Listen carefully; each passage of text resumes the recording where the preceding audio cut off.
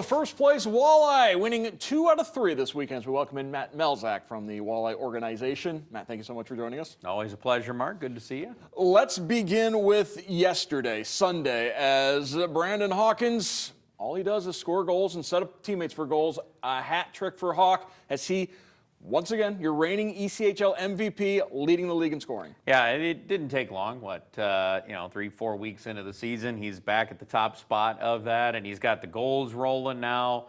With yesterday, at a ton of shots. I think 19 shots in the last 2 games combined. And when he's right, you're seeing that part out of him. He's been phenomenal. I mean, he's had a ton of assists too, so he's really rounded that game around. And that's what I was actually discussing this last week on a different interview where I was talking about Brandon Hawkins and his evolution as a player, and you can see that development just continue and continue because he continues to get better in his own end, which is leading to more assists, which is leading to more opportunities to score goals, and boom, all of a sudden the whole package comes together, and then all of a sudden you're at the top of the league in scoring.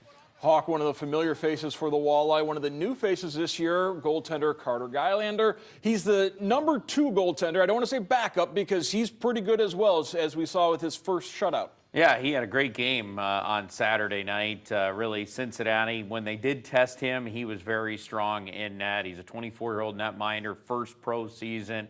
There really isn't a number 1, number 2 with the Toledo Walleye. It's kind of 1 and 1. Yeah. So, you just kind of, and especially with the way Pat Mikic has been using him, rotating him back and forth, each guy getting enough time. But Carter played really well on Saturday, and congrats to him getting that first pro shutout, something he's not going to forget anytime soon. Recently, Toledo named as one of the top minor league cities in the country because of the work that the Walleye and Mud Hens have done for decades now. Yeah, it really does stem from that. And when you look at, I think one of the biggest factors is, the fan experience that people get here in Toledo over maybe anywhere in the country. As far as minor league sports, that's a real big credit to the staff for both organizations. We just talked about it with the morning games, but it's the same thing. The experience that goes into it when people come to a game, they have a good time no matter what.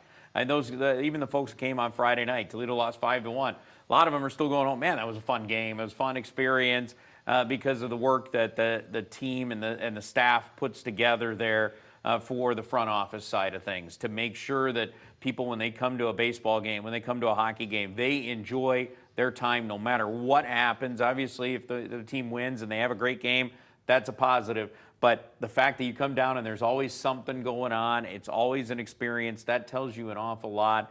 And the fact that when you look at the percent capacity all the time between the 2 franchises, it tells you this is such a great sports town and it's a place where people want to be. And that's a big reason why. Hey, number 2? So we still got somebody to knock off the next time, right? Absolutely. And if you can't make it down on Wednesday, don't forget you can watch those home games live right here on BCSN. We'll have road coverage as well as Matt and the Fish hit the road this weekend for a couple of games with the Admirals. Matt, thank you so much. Thank you, Mark.